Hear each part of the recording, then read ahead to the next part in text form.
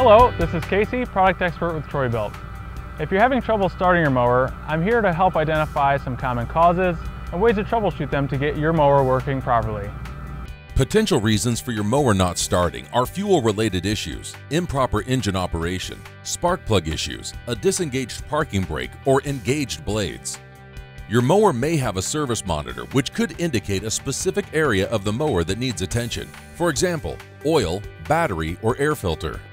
It may sound simple, but if your mower will not start, try turning off the mower blades or PTO, set the brake, and try starting it again. The parking brake must always be fully engaged when starting.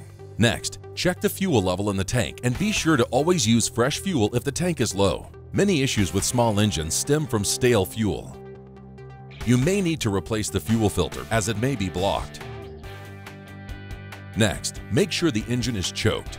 If the engine still does not start, check the oil level. If it is low or empty, it could be a sign of internal engine damage. If this is the case, contact an authorized service center. You should also check the air filter. If it's dirty, replace the filter with a new one to provide better airflow through the engine. If the engine still does not start, check the spark plug. The various colors of the plugs will typically indicate the root problems for a lawnmower that will not start.